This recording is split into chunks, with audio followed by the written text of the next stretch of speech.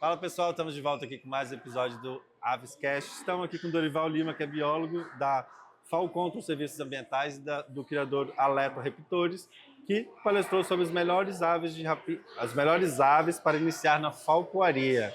Obrigado, Dorival, bem-vindo aqui no podcast. Obrigado também, Fernando. E na falcoaria no voo livre com rapinantes. Exatamente, voo livre e... Vou começar então já fazendo a primeira pergunta. Quais são as espécies mais indicadas para quem está começando nisso? No mundo todo, geralmente, vamos criar o parâmetro pela América do Norte, né, que está ligado aqui na América e é mais avançado que a gente.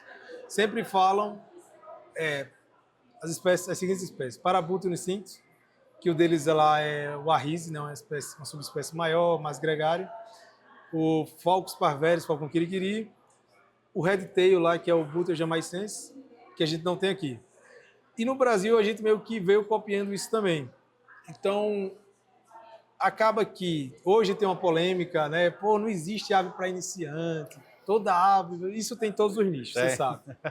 Tipo assim, você quer ter um cachorro, tem que estudar, isso é óbvio. Sim. Mas assim, obviamente, a gente geralmente indica o Parabuto, porque comercialmente falando é o gavião mais reproduzido, é o que você consegue encontrar para comprar.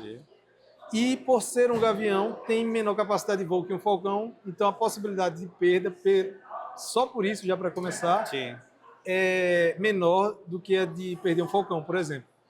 E ele vai fazer um trabalho, se o cara quiser trabalhar com controle de fauna, né, que no Brasil é possível, ele vai fazer um trabalho que uma coruja, por exemplo, não vai fazer. Então, é um gavião. Então, por ser um gavião, ele vai estar próximo, se o cara souber treinar, obviamente, estudar para isso, vai estar mais próximo do que o falcão, a possibilidade de perder é menor, e ainda vai poder usar ele para trabalhar, se assim quiser. Legal. E que critérios devem ser considerados na escolha dessas aves? Assim? Espaço, tempo, vizinhos. Exatamente. É assim, ó.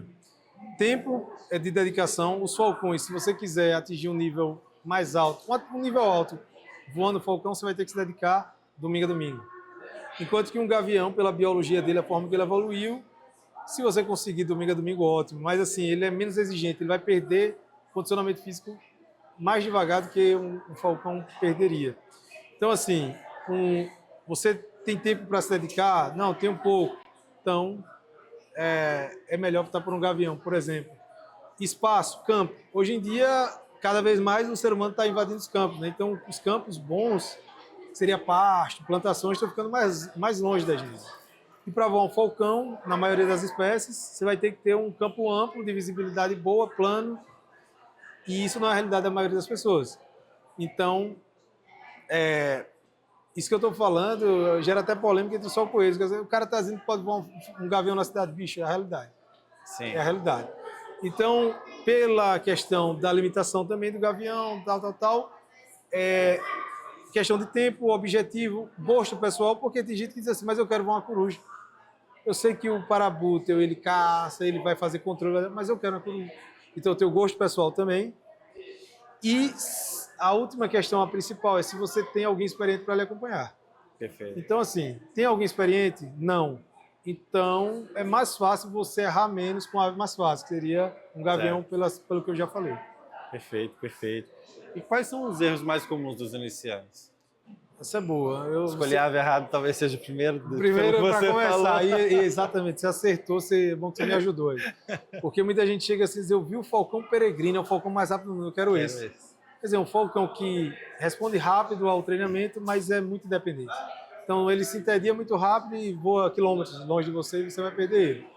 Com ou sem equipamento de rastreamento, ele vai se afastar de você. Então, esse é o primeiro erro, com certeza.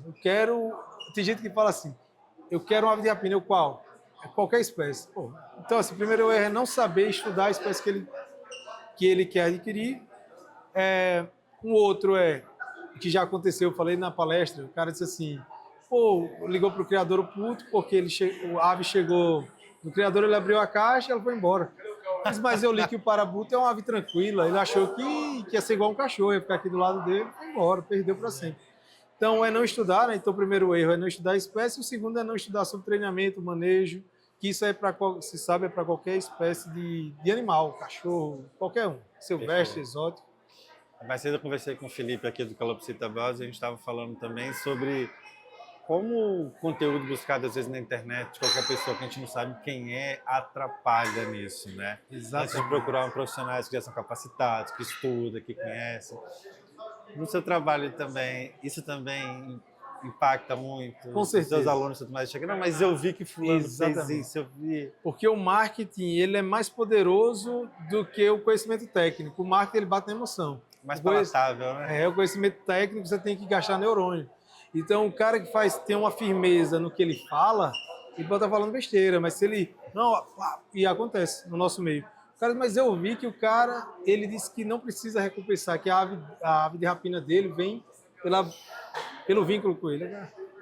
Cara, esse vídeo foi editado, ninguém te contou, né? É assim, ele está falando isso para ganhar views. Então, isso acontece também. E é difícil para um iniciante saber filtrar quem realmente sabe. Aí, o que é que eu digo? Veja o resultado, velho. Pega o resultado do cara, o cara que voa para bruto, ovo caudaço, qualquer espécie, com resultado. Ele tem uma empresa que captura pombos, ele mostra. Femoralis, ele faz lorifly, enfim. Resultado, é só ir atrás do resultado. Perfeito. O cara que fala, cadê o resultado? Não, então é furado.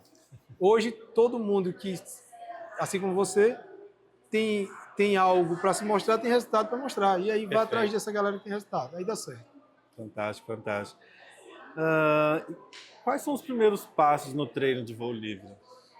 Bom, no treinamento de voo livre com rapinante, né, que é algo muito novo, porque a folcloaria é a expressão do comportamento natural de um rapinante. Você podia explicar um pouquinho antes disso, então, essa diferença, né, da folcloaria, quando você joga, o bicho tem o comportamento de caça, que a gente já está mais acostumado, pelo menos eu e aqui no Brasil, a gente vê o voo livre das araras. Sim. E tudo mais. Você falou até da coruja aí de voar, eu já fiquei, acho que eu nunca vi também, acho que é mais os falcões e tudo mais, né? Sim, por quê? Qual é essa diferença do voo livre para esse instinto que vocês usam, o comportamento dos outros para fazer afugentamento de fauna, aeroportos e tudo mais?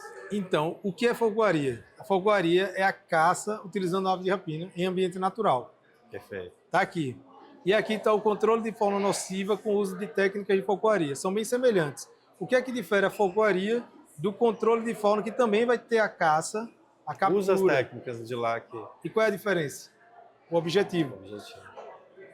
O objetivo do controle de fauna é acabar, exterminar ou diminuir ao máximo a população daquela espécie problema. Por exemplo, uma fábrica com pombos columba lívia, né, o pombo doméstico. O contratante ele paga a nossa empresa para acabar ou diminuir ao máximo. Enquanto na folcloaria, o objetivo é manter as espécies caçadas para que a pessoa sempre possa praticar aquele hobby.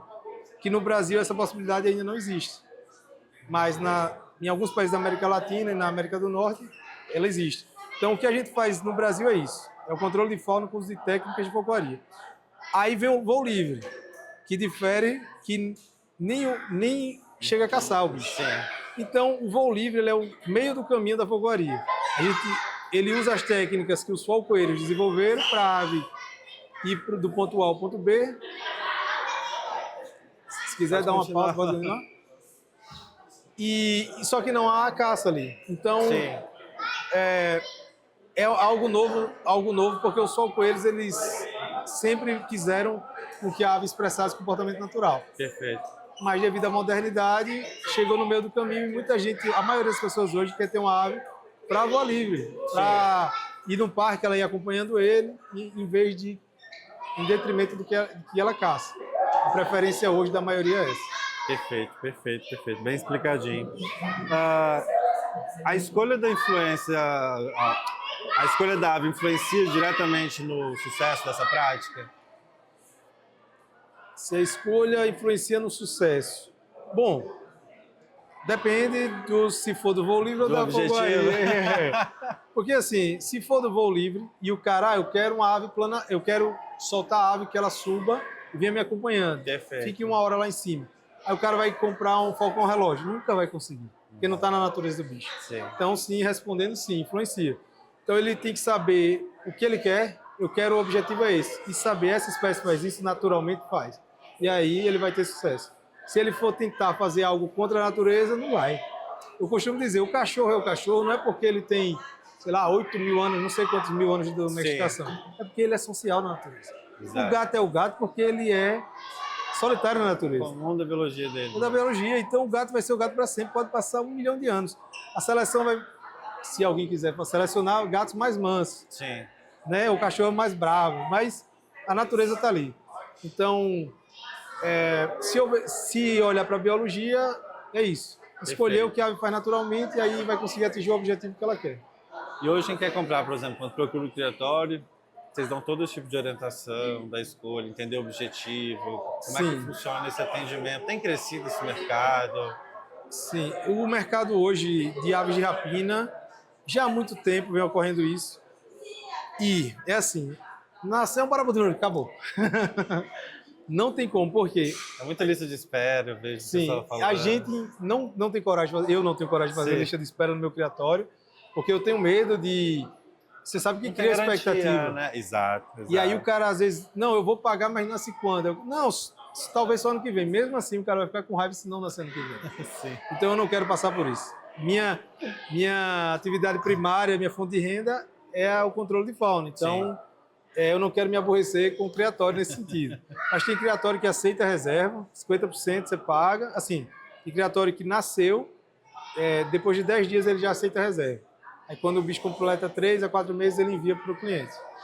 Então, hoje, qualquer ave de rapina, qualquer espécie que tiver disponível no mercado, de coruja até águia, se aparecer mediaticamente, ela vai ser vendida automaticamente, porque é muito escasso. Ao contrário dos répteis, que é o melhor bicho a se criar, né, pelo espaço, tal, manejo, no rapinante ninguém quer criar. Então tem, vamos lá, 8, assim, com predominância de rapinantes no plantel, deve ter 6 criadores no Brasil. E alguns que criam psitacídeo e tem uma coruja lá que reproduz. Sim. Porque o bicho come o alimento mais caro do mundo, que é proteína, né, que é codorna, rato, e come muito, todo dia.